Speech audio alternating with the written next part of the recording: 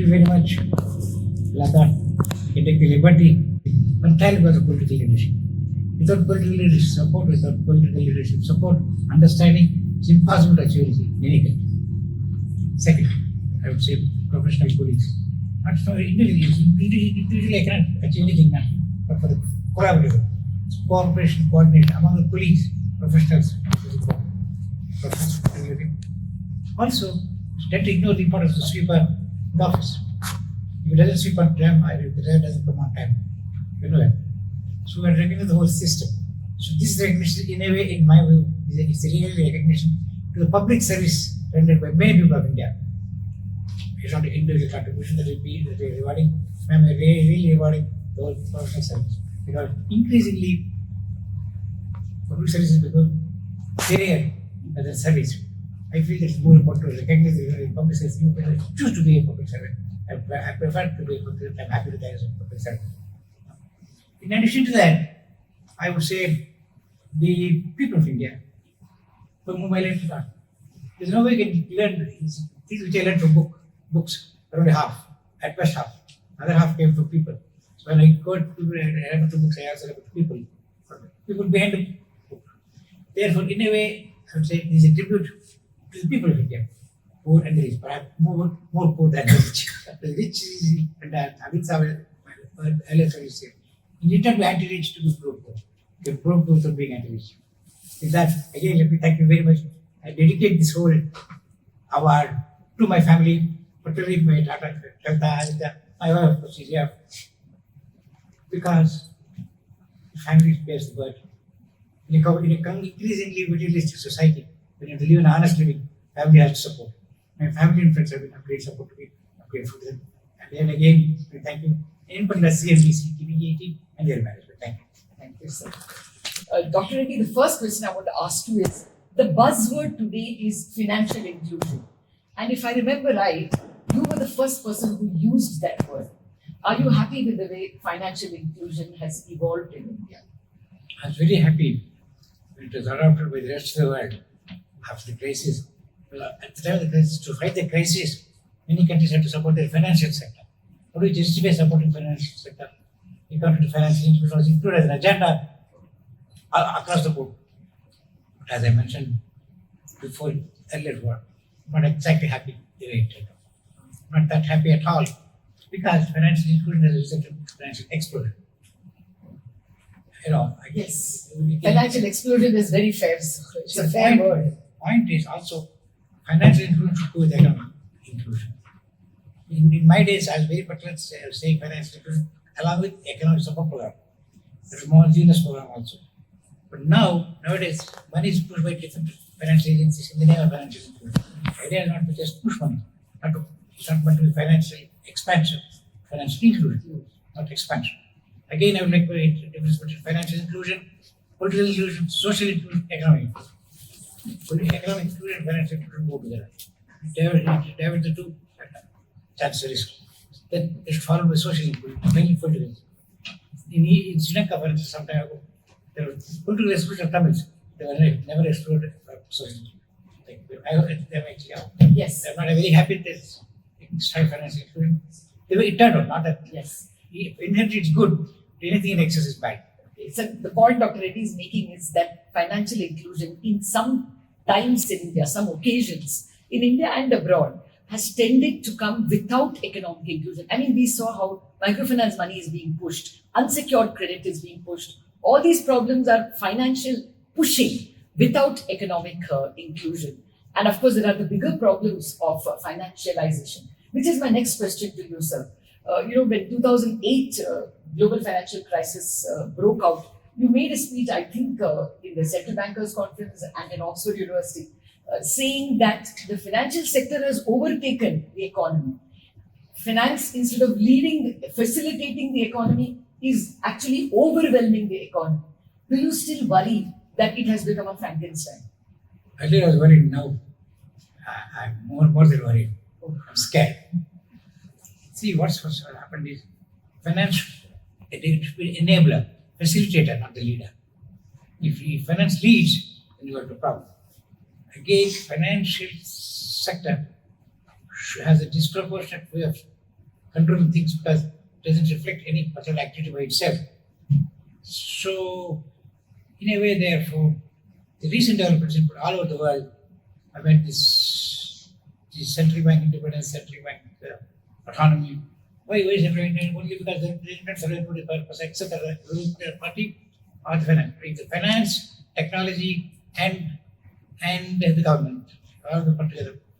The global society itself is a distress. Is excluded. It's a distress. Society and nation doesn't exist anymore. Everything is finance. My fear is it will be really getting out of the traditional nation state being the protector of the citizens. The global finance and global technology may be the nation will be forced to serve the interests of the global finance. Even national governments will be under threat soon. But it's not deal. You see, life is not deal making. Life is dealing with people, not deal with. Finance will always believe deal with.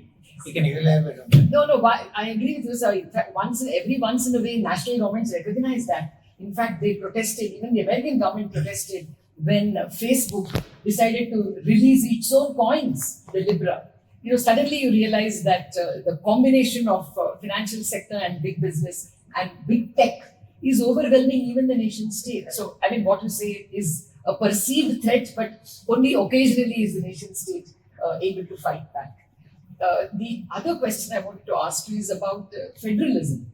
I mean, since you were in the 14th Finance Commission and your commission gave states, more money, a larger share of the fiscal pie. What are your thoughts on federalism? Do you think the federal structure is still safe? See, let me pick up from the word which you said. Give, the government gave 40%.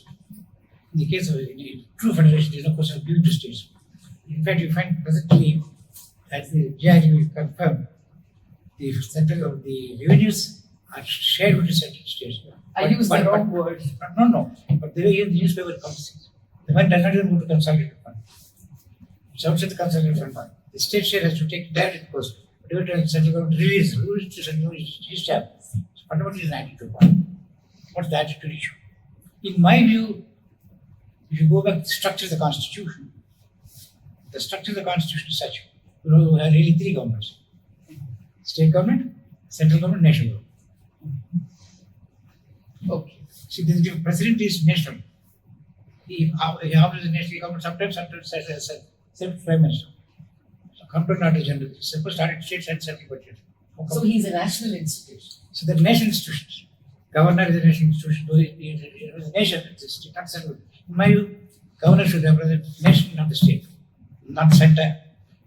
There are many examples I can give. Once you accept that principle, then you won't have this each state government. You see, nobody can accuse Prime Minister Nehru of saying that he was favoring UP. Somebody else now today, somebody can say he's favoring on it. If you have a state Prime Minister, briefly state I want to say, once you understand that in India there are three layers of government, two state, center, and national. Central leadership should recognize that sometimes they have to function as national governments like the central. Not give an impression. It may not be real. Impression itself is bad. Citizens should say the fight between central and state should be national government. So in fact, in debates of the Finance Commission, recommendations to be accepted reflected this. The Finance Commission did not be accepted. Who should accept? The Finance Commission is supposed to have sharing of revenues between central and states. Who should? They say how can Parliament approve, how can states? Therefore, it is one of the parties. Therefore, due to its intervention, it was decided that it will be placed before the Parliament. Not approved by the Parliament, not approved, not placed before the Parliament for information. So when Finance Commission reports examined by the President, she examined the national President and not such a Okay, I think that's a very big point that Dr. Reddy is making. That we have to think of the nation. The central government is one of the parties, like the state government, but the central government should act in the national interest. The Prime Minister, Governor, CAG, in fact, the entire bureaucracy and the press should recognize that central government and national interest are two different things. And the third tier, that is the national government, should be the preoccupation when you want to work for the good of the Together. country. Whenever you want to work together, you should function nationally. Nice. Whenever central states are. Otherwise, you can have it. Otherwise, you'll have a problem. So, just a final question. We have this big desire to be a developed nation by 2047. That is 100 years of our independence. What would your advice be, or your observations be, for us to succeed in becoming at least a high-income country, if not a developed nation? As a country, Yes. I don't generally like to think of countries, I like to think of people. Okay. That's all. The answer is simple. Always I like to, that's why I emphasize in an action of our people. We don't serve the countries, serve the people. Once it's the people, there's no issue. Oh, that's a brilliant reply, sir. Because we may be, as an economy, Very developed, big. and as an economy, maybe third largest, but we have to recognize what is the per capita income, what is the common man of India earning. The I country think is- that preoccupation. See, the fear is you should not end up with the reputation that here is a very big country with a lot of poor people. That should not be the image that I would like to see. I like to see a country and all people are happy, or at least minimum income, something tolerable, happy, mobile, and they have to be part of that family. And a family of very powerful, mature people. Take your point, sir. Thank you very much indeed for joining us and educating us as to where and how India should head towards a Viksit Bharat. Thank you very much for joining. Award, icon of the economy, Dr. Y.B. Reddy.